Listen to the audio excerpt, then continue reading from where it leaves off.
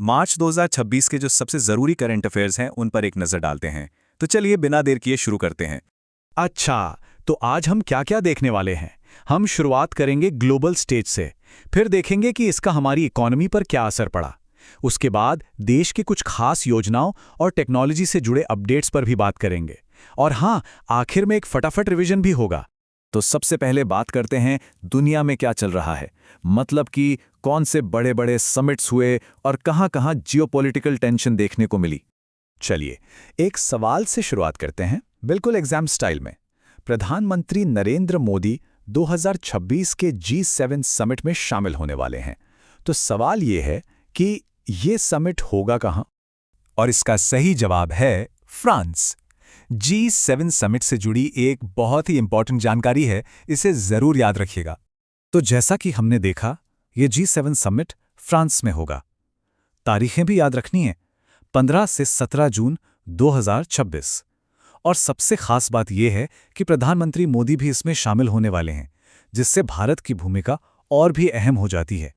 G7 से आगे बढ़ते हैं और अब बात करते हैं एक बड़े कॉन्फ्लिक्ट जोन की, यानी वेस्ट एशिया की। यहाँ जो कुछ हो रहा है उसका असर न सिर्फ दुनिया पर बल्कि हमारे देश पर भी पड़ रहा है। यहाँ देखिए हालात कितनी तेजी से बिगड़े। 28 फरवरी से अमेरिका, इजराइल और ईरान के बीच तनाव बढ़ने लगा। फिर ईरान ने अपने पड़ोसी गल्फ देशों पर हमले शुरू कर दिए, जिससे तेल के जो खास रास्ते हैं वो डिस्टर्ब हो गए। और दुख की बात यह है कि एक ईरानी हमले में कुवैत के पावर प्लांट पर एक भारतीय वर्कर की जान चली गई। इसके बाद तो टेंशन और बढ़ गई जब अमेरिका ने अपना एक वॉरशिप इस इलाके में भेज दिया। और हालात कितने गंभीर हैं इसका अंदाज़ा ईरान के पार्लियामेंट्री स्पीकर मोहम्मद बघेर गालिफ के इस बयान से लगा सकते हैं। वो कह रहे हैं कि दुश्मन एक तरफ तो बातचीत का दिखावा कर रहा है और दूसरी तरफ ज़मीनी हमले की तैयारी में है, और हमारे लोग अमेरिकी सैनिकों का इंतज़ार कर रहे हैं। मतलब माहौल बहुत ही तनावपूर्ण है। तो अब सवाल ये उठता है कि दुनिया में चल रही इस उठापटक का सीधा सीधा हमारे भारतीय बाजारों पर क्या असर पड़ा। चलिए देखते हैं। 1,14,000 करोड़ रुपए, ये आंकड़ा सच में चौंकाने वाला है। जानते हैं क्यों? क्योंकि ये भारत के इतिहास में किसी एक महीने में विदेशी निवेशकों यानी FPIs द्वारा की गई अब तक की सबसे बड़ी बिकवाली है। ये टेबल देखिए, कहानी एकदम साफ हो जाएगी। फरवरी 2026 में विदेशी निवेशक हमारे बाजार में पैसा लगा रहे थे। करीब 22,615 करोड़ का इनफ्लो हुआ था। और फिर मार्च आते ही पासा पलट गया, 1,14,000 करोड़ रुपए का रिकॉर्ड आउटफ्लो।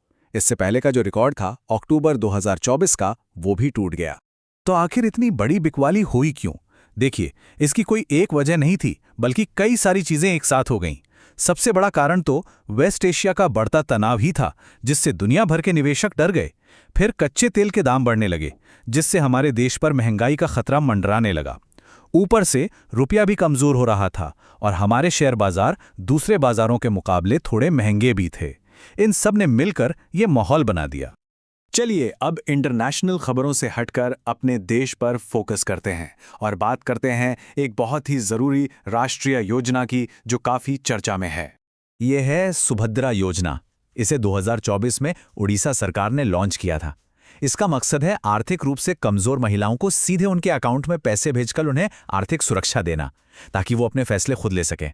अगर हम देखें कि इस योजना का लाभ किसे मिल रहा है, तो आंकड़े बताते हैं कि करीब 46% लाभार्थी 30 से 44 साल की उम्र के हैं और 31% 45 से 49 साल के। मतलब ये योजना उन महिलाओं को सबसे ज्यादा सपोर्ट कर रही है जो अपने करियर और परिवार की जिम्मेदारियों के बीच में होती हैं।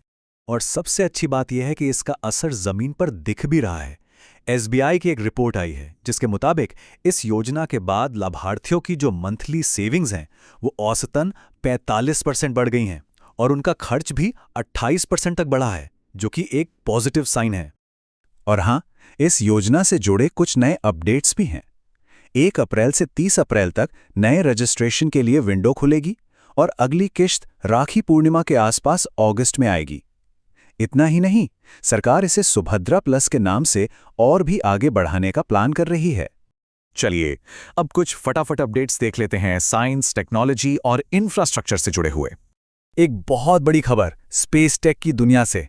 अग्निकुल कॉस्मोस ने अग्नाइट का सफल परीक्षण किया है और ये कोई मामूली इंजन नहीं है, ये दुनिया का सबसे बड़ा single piece 3D printed rocket engine है। ये भारत के प्राइवेट स्पेस सेक्टर के लिए एक बहुत बड़ा मील का पत्थर है।